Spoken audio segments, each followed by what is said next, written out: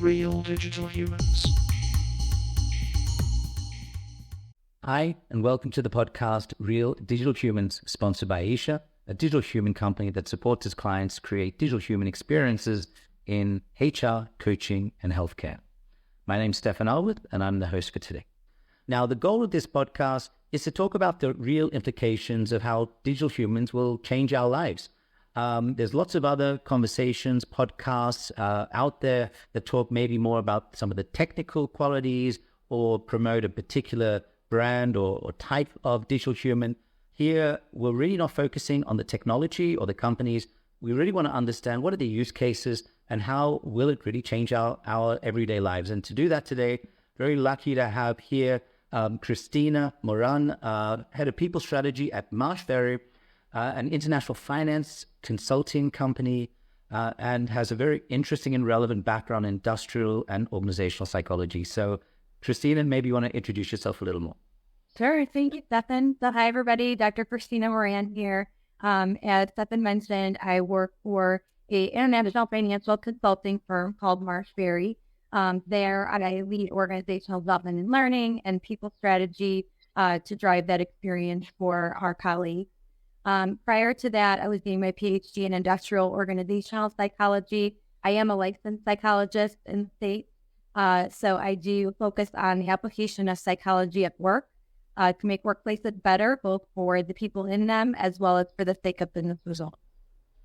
Yeah, fantastic. Now, we've already had a few conversations in the past about digital humans, and I think that's where we really had this mutual interest in how will it change our lives? How will it change the way people relate to each other or how they take trainings? Or, I don't think we're even yet aware of what all of those possible impacts could be. And you were kind enough to say, let's discuss some of these things in a podcast and start trying to work out what that could be. And now, just as a bit of guidance, I think the goal would be we talk a little bit about some of the challenges that you've experienced in your current role.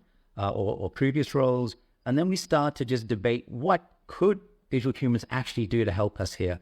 And maybe not all the ideas will be great. We're happy to have a few harebrained ideas come out every now and again. But once we've sort of gone through that, let's think about one or two of the ones that would be probably the most relevant and interesting and exciting, and then think about how could that change our everyday lives. So if that seems interesting to you, let's kick it off. Now, maybe just as a first question, you've obviously been in this business quite a while since you finished your studies, and you dealing a lot with how people interact with each other at work. Maybe if you could say in one sentence, what part of that relationship do you think is the most important, and at the same time, which piece do you think would be at most risk as we start moving away to automation and digital technologies? Mm-hmm. Great question. So in any relationship, there's a couple key components that set the stage for how effective and open that relationship is going to be. One that immediately comes to mind is respect. If there is an undertone of respect across both of those parties, that's likely to breed trust. And trust is really the opening to a deep relationship, an honest relationship, a meaningful relationship. So I can start with respect, and then I believe that trust follows from that, and that's a key driver of the meaningful relationship. Yes, and it's so interesting to hear that because everything around digital technologies or AI, whether that be the written form of AI, so like large language models, some of these advanced deep fake type technologies, which are also more and more used in this digital human approach. The one thing that is core, I believe, is that people really do know and understand that you're talking with a digital human of some kind or a chatbot and not a real human. I think being able to create and maintain that trust is clearly paramount. And I think it's true. Once we start getting to digital humans that are more advanced, we're going to have more challenges for this. Do you think there's a standard, easy way that we can solve this, or is it every company just has to do the right thing? It's going to be interesting, that's for sure. The model that exists right now is heavily based on what works from a financial perspective, right? So a lot of companies will do experiments and focus groups and test things out and then see what actually works and what makes them money and then gains them notoriety in the space and so on and so forth. And the cycle continues. I think your point about trust in the digital human and transparency is an important one, because to tell or not to tell, right? To divulge proactively or to let the person figure it out on their own. That's going to be something that's interesting. I think most companies are going to come to a different conclusion on that, and it will shake out and there will become some mainstream norm over time of which one seems to be more effective for the results they want to achieve, the relationships they want to build, and so on and so forth.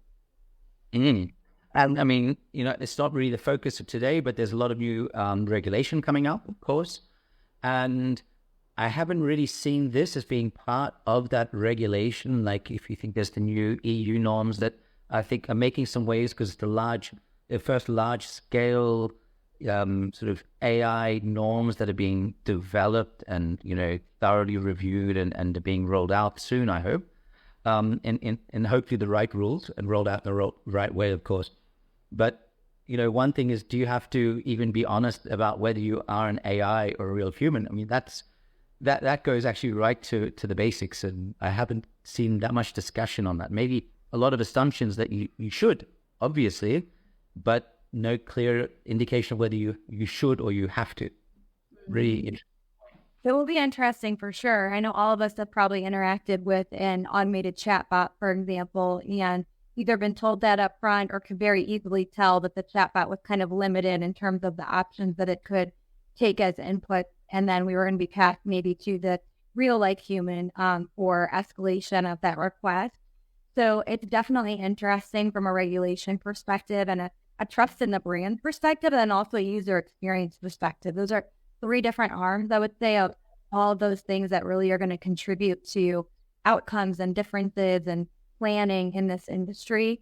And specifically around the regulation piece, once you have more regulation, the liabilities then get clarified, and then the insurance policies change and so on and so forth. So the thought of this as the start of this type of an industry and something that's going to blossom over time in our lifetimes and probably compound and be transformed and go through many evolutions during our lives is very interesting. And I think we can look to other industries as models potentially to see how that might go and what the timeline might be. But specific nuances of the digital human space will remain to be seen. Yeah, no, absolutely. So let's get a little bit more into the content that we had planned for today. And I think the first piece we wanted to talk about, I mean, people, not digital people, but like real humans have been your bread and butter for a long while now. And, based on your experience, and maybe, your current work or some things that you've been hearing or speaking to colleagues about, what do you see as a couple of the biggest challenges that you're facing? And, you could imagine heading to some of these new digital solutions to solve. Mm-hmm. Yes. Some of the things that come to mind. So in the business that we're in, we're a sophisticated professional services firm. Many of the day-to-day and client fulfillment work is probably not going to transition to a digital human. But that being said, some of the internal work that I think about, for example, training programs, that's a big part of my focus and my role. And for example, right now we're working on building out a curriculum for which we have many subject matter experts across the organization, which is very typical in any type of consulting or professional services firm. And to get them to spend the time to create a training recording or to do a live training, it sometimes takes months, if not years of planning. Unfortunately, it does take quite a while. So if you think about a world, and certainly there's asynchronous solutions and e-learning based solutions right now. It's not that we have to choose between a live recording or a textbook or nothing. But if you think about that scenario, having the digital human as an example, it doesn't rely on the person to do the initial recording. Also, as parts of that process change over time, it doesn't require potentially the full thing to be re-recorded or to even edit parts of it. You could just work with more of a digital human and make that change potentially more quickly. We would see that over time. So those are some of the immediate things to come to mind. Obviously, there's a lot of different aspects of the people space where you could argue that having that real life human touch is important and is valuable. But there's also areas where you could see where somebody knowing that they are putting in, maybe it's an anonymous complaint or a request that doesn't need to be identifiable, something like that, or asking a question, where those are things where knowing that it's not directly going to a real life human who has biases and interpretations and all the things that we bring with us to those interactions, there could be more trust potentially there, or a lower barrier to entry. So quite a variety of uses, but those are some of the top ones that come to mind for me. Oh, wow. I haven't thought of that third one, but that last one's quite interesting because there is a bunch of evidence out there. Quite a few university papers were written on the power of having not humans collecting personal information. And actually that the personal information they're willing to share was much higher if they're talking about speaking to a digital human than a real human. And I think that's already something which is quite important now. Agreed. Now, speaking from personal experience, having been out on leave for a medical reason at one point in time in my career, there's a lot of personal information that gets collected there, and obviously it has to be identifiable to administer some of those benefits appropriately. But sometimes just knowing that you have to share that with a colleague, it's different, and you're bringing a part of yourself into the workplace that maybe you don't always think about or talk about or bring into the workplace. So I definitely think there could be applications where somebody might say, I do feel more comfortable divulging this in sort of a faceless way, essentially, maybe not exactly faceless, but in just less of a real life human who I know in a three-dimensional way, and maybe more of a digital human format. Yeah, interesting.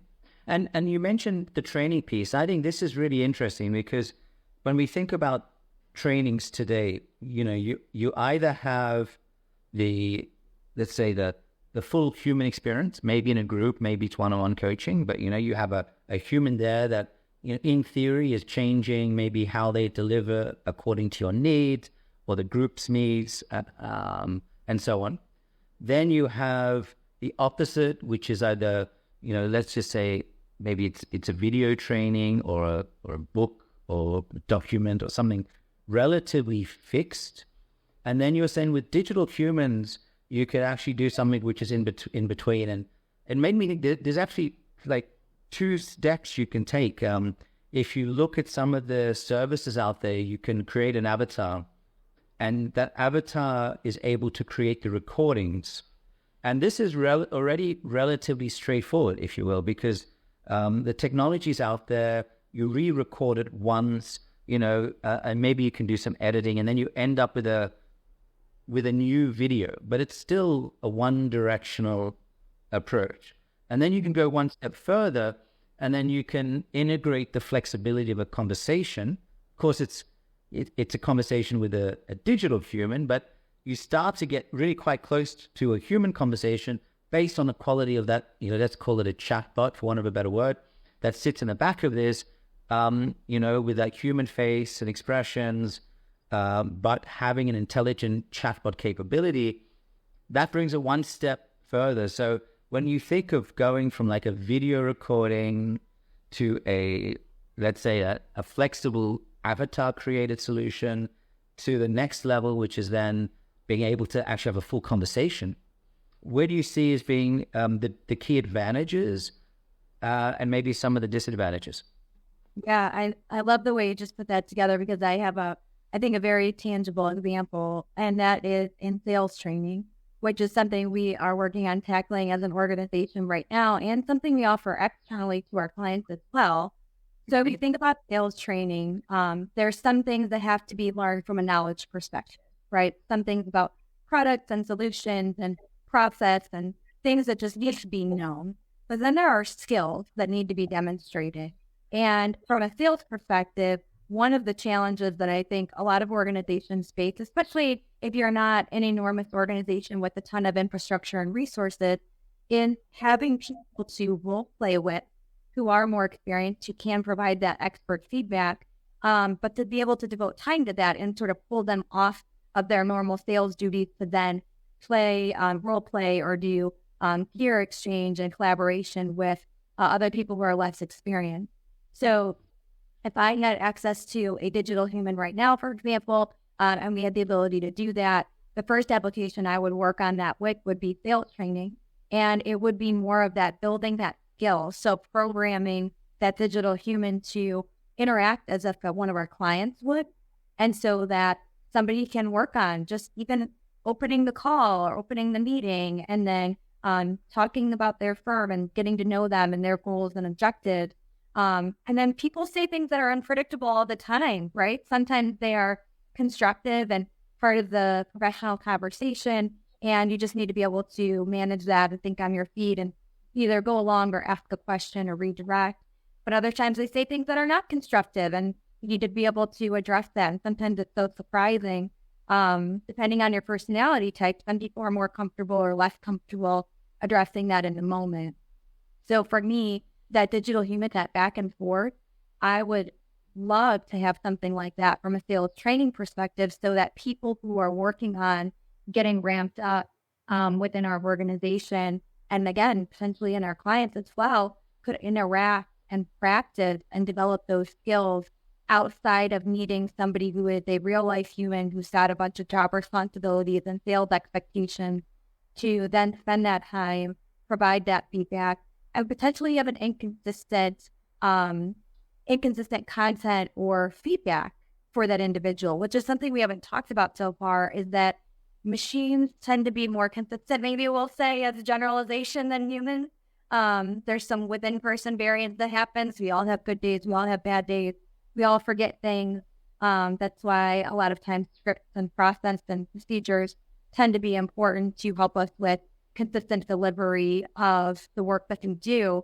And so if you think about that, I have a friend that I work with who provides good coaching for the most part, but maybe isn't having a great week or is facing some type of challenge that is taking away some of their attention and being a little bit of a distraction or upsetting to them in the workplace, then I can't imagine that their feedback is going to be as consistent as maybe it was prior to that disturbance. So that's another area that I think is definitely an application, but there could also be some benefits with the digital human, even beyond a real life human. Yeah, I mean, you think of once we start going down this digital human route, it's a bit of a Doric as well, in the sense you have this conversation, it's automatically being, let's say, at least from a text base, at least being recorded. It can also be from a voice or a video call being recorded. Then you have the ability, I mean, obviously, if everyone's happy to do this, particularly in, let's say, a training situation, to say, okay, well, did you notice that you were speaking 70% of the time and you weren't listening to your customer? Did you realize that you interrupted the customer 4 times, or that, the effectiveness of your answer to his question, seemed low on 3 different occasions? Are we really, how good are we actually actively listening to our customer? All of these elements that might be normal for someone who's really into sales to know and understand would be things that can be, and I'm sure there are already companies, I know of a couple that are already looking at doing this from an AI perspective. It starts to build on some of these existing or potentially new tools that are coming out. Mm-hmm. Very interesting. I'm sure larger organizations, as always, will have more resources to implement these things first. And it will be interesting as those resources become more available for mid-sized companies and so on and so forth to take advantage of as well. Yeah. So we've talked about the sales training use case and really actually having a mock interview, mock discussion. We've talked about reporting of, let's say, HR problems to a digital human. And since you're sort of on the human strategy, in one of our previous discussions, we're also talking about the possibility to, let's say, do digital hiring conversations. So instead of doing I think now I even had to do a video in a past life when I was applying for a job, and you have to, and then of course you can cancel it, and then you can redo it, and then you can cancel it, and it's all very formal and not normal unless you're maybe used to hosting yourself every second day on some kind of Facebook or one of these younger than I versions of Facebook. But at the end of the day, it's not normal for a lot of people. So I think that can be off-putting. I've even heard from other HR managers that they feel that some of the people won't be happy doing that. But it's very different to do that than to maybe actually just have a digital human first interview where all that information is still being maybe captured. The text is there. You can create summaries. You can do automated summaries these days, obviously, with large language models. You can evaluate it however you would like to, using whichever KPIs that you're after. But maybe it's a much more natural way than asking someone to record a 2-minute, explanation of, why they're in that career. Mm-hmm. Definitely. It would be interesting because I've heard mixed feedback on that type of a process where delivering, like you said, delivering that content to a screen and knowing that there's not any type of interaction coming back to you on the other end. You're literally just looking at yourself and talking to yourself on the screen sometimes. People have mixed feelings about that. Some people prefer to do it that way and they take some pros through that. Other times people prefer to have the two-way interaction. And I think some of the pros of it are, like you said, people being able to re-record, not feeling like they have to get it perfectly right on the first try, being able to kind of polish it up and practice and then redo it, which the interview process itself is very intimidating sometimes. So to the ability to do that, sometimes people see as a positive. But the other side of it is you want to feel that justice, right? Like that justice in the process that I spoke to a human and they evaluated me and they made a decision about whether to proceed forward with me versus maybe a machine doing that could be the perception. So it will be interesting for sure. I still think there will be probably a spectrum of feelings about it where some people will say, I liked doing it. It was conversational. I could do it on my own time, perhaps, versus waiting weeks and weeks and weeks to schedule something, which sometimes happens with interviews. Whereas other people might say, I really prefer the human interaction, the real life human interaction. And that is where I feel the most energized and where I can present my best self. So I would like to do that. But, I don't know that the quote war for talent is getting any better, even in the recession, non-recession that we're in right now. The labor market is still strong. And so what that means is that there's pressure on the people function in the organizations to move those interview processes along as quickly as they can, but also thoughtfully, and to make those decisions so that another organization doesn't swoop in and make that decision more quickly and present that offer, and then somebody's already made up their mind. So to the extent that digital humans fill that need and can help accelerate the process of hiring someone, it could definitely fill a void that's there. Yeah. And yeah, if it can do the job in the sense that people are willing to participate, if it saves time for the employer, it might take a bit of extra time for the employee, but it might still do a better job than sending a CV, and it still might be more comfortable than recording a video. And given that the time is limited, probably net benefit for both the employer and the employee would be to, have that first conversation, share a little bit about yourself in a much more natural setting than a one-page CV or a recording, and then, probably give those better candidates still that opportunity to be in that first round of interviews, or I guess in this case, the second round of interviews that would then take place. Mm-hmm. So if we then think of we've got two, I think, really strong use cases here. Are there any others that, if you go back and look at some of the challenges that you've been faced in your own role, that you could say, this would be something I'd like to deal with a digital human? Mm-hmm. Definitely an interesting question, and one that makes me think, because there's, anywhere there's a real life human, there could be a digital human, and it's just the pros and cons, and then the time spent to invest to get that up and running. One thing that I often think about related to digital human is what type of personality they should have, if you want to call it that.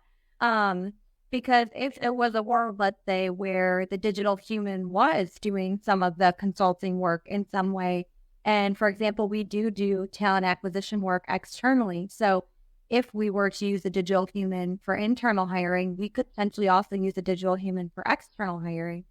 And something that I would be curious about is there a one best way, if you will, in terms of a personality for that digital human? So, for example, you might find that certain organizations decide that they're going to allow that digital human to be a little bit flexible based on reading the person who's interacting with them, picking up on some social cues, how direct they are, how short of sentences they use. Do they share extraneous information, or do they stay on task? Do they like numbers? Do they not? Things like that, and then potentially architect the digital human to respond and then mirror that type of interaction style. Or is there kind of a preferred way that meets maybe 80% of the people who would interact with its needs? So, for example, maybe that is being slightly extroverted, or maybe it's even being a little bit more extroverted than introverted. Maybe it is being pretty agreeable, somewhere in the midpoint of agreeableness, pretty emotionally stable. And some of those personality traits that I'm mentioning, those are the big five, which are generally regarded as like the core 5 personality traits that occur across people. So if you think about those types of things, that would be something that I'd be curious about, because if you architect the digital human in a way that it has more of a static personality, it's not really responsive to the person who's coming and speaking to it, then you might have some people who like that, some people who don't. But then on the other end of things, if you are able to design it in a way that reacts and responds to the personality type of a person coming to you, that's probably going to take a lot more time and investment to do that appropriately, but then you might get a better result. So I think about it from a colleague perspective. I also think about it from a client-facing perspective, and I think about it from how would it best be designed as well, so that it can be maximally effective and really, benefit the organization. Because if it requires more time, more money, more investment, and the user experience isn't elevated, then there's some challenges, right? But if it's more time, more money, the user experience is better, it saves on labor costs, things like that, creates a faster process, achieves a better result. Those are things that I think remain to be seen. So I'm curious, in your work, Stefan, have you seen other applications of the digital humans thus far that you think, knowing just a little bit about Marshberry, that come to mind for you? Well, it's interesting you say that, because I've heard and read a lot about these things, such as, mirroring, even physically, or how they speak. And I think the idea is definitely locked in terms of that's the way digital humans are going. You could even try and work out, like, what's the simplest. So the simplest would be having the best average personality, like you said, which of course would be different for each company and for each use case. So, if you're a digital human psychologist, you want to be listening, so maybe being a little bit less extroverted is good. Most of the time, perhaps. But at the same time, like you said, you might need to have the opposite personality. So, if your typical sales personality is happy and extroverted, and then you do something that really annoys your customer as a digital salesperson, then you may need to revert to, oh, look, terribly sorry. Maybe you didn't understand well. So, you've got to be a bit less extroverted, might talk a little slower. You might not use shortcuts and excitement in the way you speak. So, you could go from 1 to maybe 2 quite easily, and then you go all the way down to just being completely sort of having a core personality, but being completely responsive and adapting that. And I've played with some of the technologies out there as well. Like if you're creating an avatar and the way they speak, and you can change it to be more happy or less happy. The quality of that difference between happy and not happy or excited, I think is, the AI around that is not that great yet, but it won't take long. It's all going to be happening soon. So everything you said, I think, is absolutely core. But not to get too lost in the technology. I think, in today's perspective, a lot can be done with, having really well-defined conversations, a real effective AI, conversational AI that always finds the right responses and is able to respond in a very adequate way all the time is much more important than having some fancy technology that can, bring out that little bit of extra emotional connection at this point in time. Having a real person there answering, giving you a response, I think is already so much better than in the past, but it is definitely happening. Mm-hmm. And you bring up a good point on the therapy piece, for example, for psychology. So there are already apps that exist that you can chat with AI bots around problems that you would bring to a counselor or a therapist or a psychologist. But from what I've seen, they're relatively fixed. So they don't necessarily allow you to do a lot of free-form text. When you do, they kind of ask you to evaluate it versus then providing the evaluation back. And at the end of the day, it all will be text-oriented. So I think your point about if that digital human type of touch, is that something that people want? And then really expanding from there, the richness of being able to decipher what's coming in, the information that's coming in, that I think is an area we're going to see a lot more sophistication continue to come in the following years. And specifically, even in the psychological research, there's lots more tools nowadays to analyze qualitative responses and interviews and things like that are utilized as methods in psychological research. So I do see that likely becoming more and more sophisticated. And as that text deciphering becomes more and more sophisticated, so will the breadth of responses that digital human can have. And then that will enhance the experience and application of those types of tools. Yeah. Mm-hmm. And on that note, I think we have 3 really good use cases. We have the sales training, so actually getting people to practice and maybe deal with difficult digital humans, and then evaluate their work accordingly. We have a way of reporting HR problems and having, let's say, a live digital human who's always there to, accept important information about a critical issue that may be, harassment or something like that, where they don't necessarily want to speak to just any HR person. They want it to go relatively senior, but it might help them being able to communicate the situation, what happened, and still have somewhat a human understanding approach. And thirdly, hiring and actually having, let's say, one or more of the rounds of interviews being carried out by a digital human to be able to get more out of that conversation than, let's say, a CV would give, but without being as bothersome as, let's say, asking them to do a selfie video and speak about themselves for a few minutes, which always feels rather odd. Now, which of these 3, let's talk about how easy any of these 3 would be to implement. Just so that we can put it out there, maybe we can eliminate something where we say it's just way too complicated. So let's start with that sales training. How would you envisage this type of sales training being implemented? Would it be part of an assessment at the end of a course? Would it be part of a course where everyone learns the theory, then they maybe go off and they do this individually, or just as equally could be part of a fully online course? How would you see this being best used? Well, an organization like ours, we are a mid-sized organization, still growing pretty rapidly, but needing to find solutions that don't entail putting time on people's calendars as much as we can. And the people calendars I'm speaking with are more of the subject matter expert. So we do not probably suppose, I think is the right word, that people can learn everything they need to know about the sales process independently without speaking to somebody who's done it before and then just observing, not shadowing, observing, so on and so forth, kind of learn and then go do. Not supposing that that's how it would go, but there's a really, really strong need, at least in our organization, to develop a sales training that is not dependent on some of our more senior people. The more independent it can be, the more beneficial it becomes.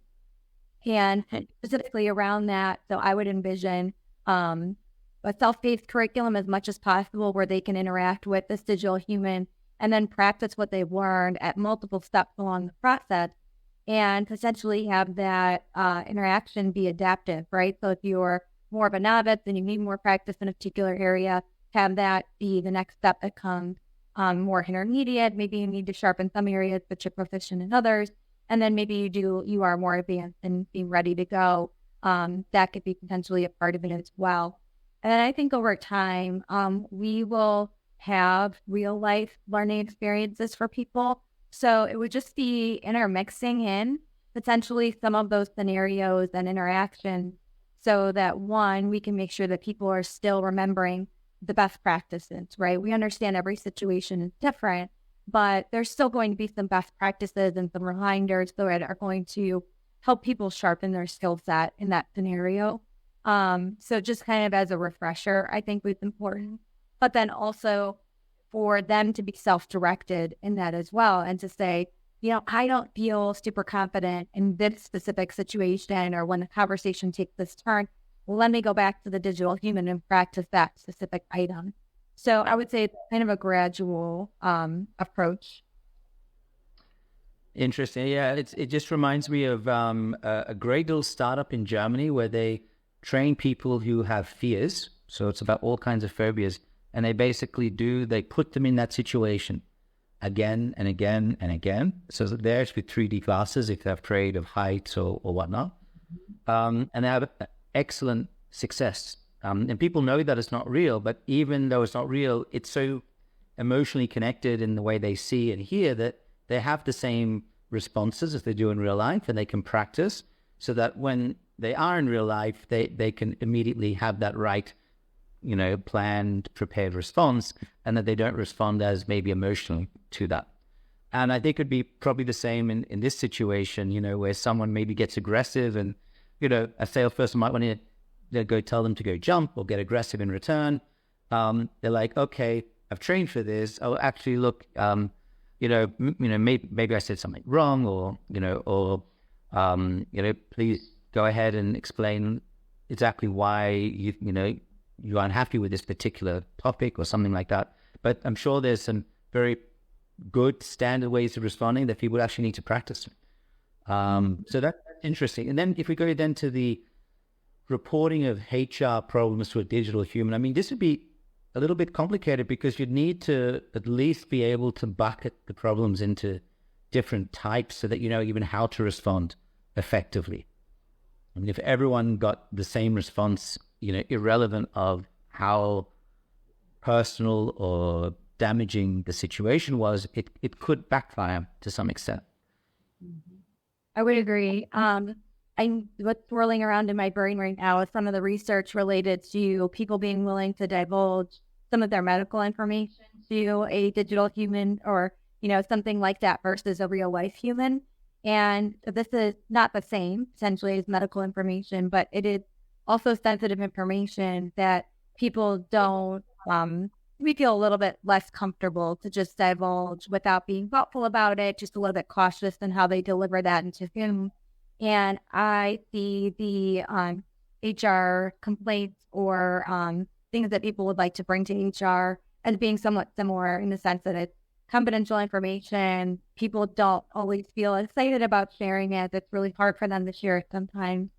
And I agree with you that there's so many different things that can be brought to a people's team at an organization, whether it's harassment, discrimination, things that aren't formal complaints that are just more interpersonal conflict, things that people are doing on the job that might violate some employee guidelines or ethics policies. There's a number of different things there. And I think that is an area that probably needs to be handled extremely thoughtfully, as you noted, because you want to make sure that if it's something that needs to be addressed immediately, it doesn't go into some bucket and workflow and then somebody comes back to it later. It needs to be routed appropriately and triaged, essentially. So that, to me, feels like a little bit more sophisticated of a function for technology to do, is to be able to triage that.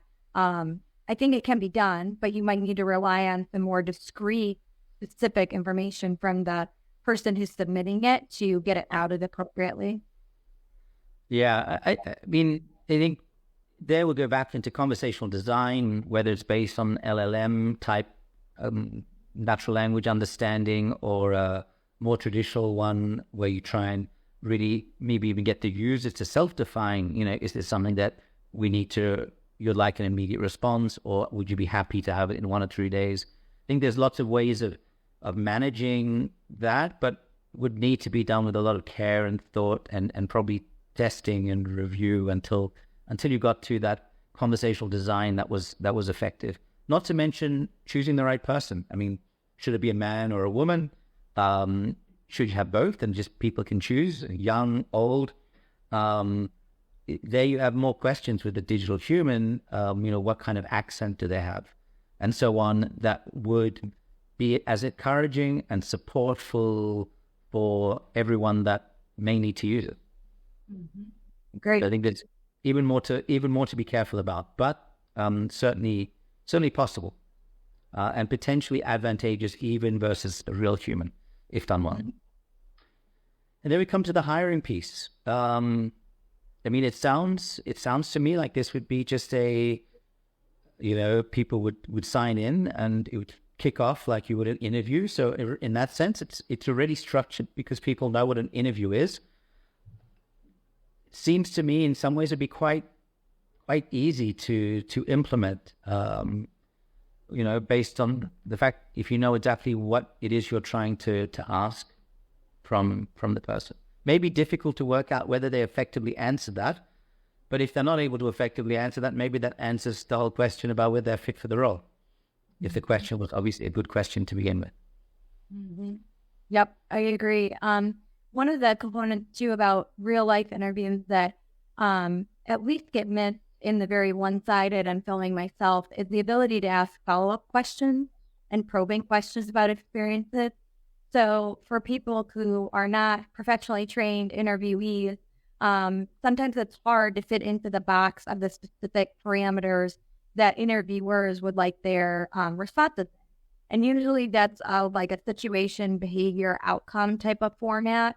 So the interviewer might want to know, what was the situation? What was your specific action contribution in that situation? And then what was the outcome? And all of that, I would say, in the typical interviewee or high-performing interviewee, could be done in about 5 sentences. 1 sentence describing the situation, about 3 describing the behavior, and 1 describing the outcome. And rarely do people fit into that just for a variety of reasons. But then the job of the interviewer, especially somebody who is highly trained in that regard and does it for a living, their job is to evaluate in that moment what you said compared to what I need to get out of this interview, what data I need here, and then to ask probing questions. So for example, if it wasn't clear something about the situation that was relevant, asking a question about that. If it wasn't clear what specifically that person was responsible for and or what they did, making sure you're crystal clear about that. And if it wasn't clear what the outcome was, making sure you follow up on that as well. And so that is where I think the digital human, for example, I'd be curious to see where it fits in because it provides the opportunity to ask follow-up questions and probe more. But that also requires a very high level of responsiveness and being able to analyze the response and then, break it up into multiple pieces and analyze whether those actually meet the expectations there. And you could envision a scenario where it does that and it says, Seven, you didn't answer. I need to ask you some more questions about this. And then your hand of, no, I already said that. And then it gets a little frustrating, right? So we could also see a scenario where, again, that humans are inconsistent. So where that human consistency can be improved upon with a digital human as well. Making sure that you always get that specific set of outcomes that you're looking for. I know I've done lots of interviewing, and so you get to the end of the interview and you say goodbye and like, oh, wow, I never actually probed on, this critical part that I wanted to ask them as well. But, you get so caught up in the conversation. So maybe a digital human could do that a little bit better than what we could in some ways. I think managing the conversation effectively, we're starting to see with large language models generally this sort of capability of understanding whether something has been, said or not. So it's like, if someone, and I haven't tested this myself, but I've been following some others that have. Someone says, look, if I want to book a plane ticket, and someone says, oh, look, I'd like to go to Miami next week and like to get there before the weekend. Could you help me buy a ticket? And even with something like that, the language model will be like, oh, I don't have the piece of data where you're flying from, so I can't even give you an answer. And so we'll automatically do what it can to try and, if it's trained right, to try and give you, to get or collect all of those responses it needs to be able to send out that search request, which is, I'd like to book a ticket. I need to know where I'm going, where I'm leaving from, either when I arrive or when I leave, something along those lines. Large language models are now having that capability without all the programming. Of course, you can, old school, you can design the conversation accordingly. Becomes a bit more intense in terms of training, but this might be an easier way to do that. So if we look at the three, none of them come out as being super easy, because if you're training people, you need to train lots of different situations and be adaptive. If you're looking at reporting HR, it might be easy, relatively easy compared to the others because it's a bit more structured, but the risk is actually also higher, so you need to be very careful. And hiring, the risk is still there because it's about branding for the organization and so on, but maybe not as high as reporting a personal HR problem. But you still have to manage the conversation, and that can be quite complex, certainly doable, but quite complex. So all of these seem to be doable with some complexity thrown in. Which of these do you think, for you, your organization, or the organizations you've been working with, would be the highest value? The highest value for us would definitely be the sales digital human, just because we've grown as a company at least 15% year over year for the last 40 plus years. So growth is a big part of our story and our future path as well. And in order to grow, you can't just assume that the same, especially in a professional services organization, you can't just assume that the same core people are going to sell more and more and more year over year. At some point, market dynamics come into the mix, and there's just only so many hours in the day and the year, and things of that sort. So there becomes a ceiling that gets reached, and you eventually need more people to do the same amount or better than maybe you once had. And in that mix, people move on from the firm, they retire, things of that nature as well. So it's not just a static growing workforce either. It also need to replace some of the own staff. So that's our biggest need, I would say, of those three. The other two we're managing effectively enough right now. But that sales infrastructure piece is something that comes up quite often. And as I mentioned, we support our clients in that area too. So anything we learn for external folks, we tend to look at implementing internally, if that makes sense, and or vice versa. Yeah. Very cool. If you had a magic wand and you would create this thing tomorrow, let's just take a walk down imaginary lane here, and it was in place, and you'd walk into your office and you'd be sitting down meeting with one of your salespeople. What would you tell them about this tool? I would tell them that for the most part, I think our people are very motivated, especially when they first move into a role. And we really focus on revenue through relationships. So when I think of sales, I'm thinking of revenue through relationships in that case. And I think that's how most consulting firms operate, right? Is where it's not just like a go out and try to sell something fast type of model. It's more of a do work, produce a good reputation, and then expand on that relationship over time. So our people here wouldn't identify necessarily with the sales label, but more like the I'm working on building revenue through relationships model. So if somebody was newly brought into that fold and given some of those expectations or willingly asked for those expectations, then one of the first things they're going to say is, where do I start? And so that our infrastructure overall is something we've been working on building. And if I were to sit down with somebody and say, here's where you're going to start, here's what we'd like you to go through, and then explain this particular tool, I would say once you get to a certain point in your learning, you're going to be asked to apply what you've learned and actually interact with a digital human to practice for those actual interactions. And the way we're doing that now is sometimes that's happening, sometimes that's not. Sometimes that's happening with a senior person. Sometimes that's happening with somebody, excuse me, who is in more of a sales role. Sometimes it's happening with somebody who's just, trying to help out and maybe hasn't been in sales for a while or doesn't have as strong of an expertise in that area as some other people. So, it would be to say, you have this on demand. You can do it as much as you'd like to feel comfortable. We certainly want to find a sweet spot where people aren't just practicing because they're so concerned about fear of failure when they actually go out and do the real work, but also where they're doing some amount of practice so that they feel confident going into that room and prepared. And we're not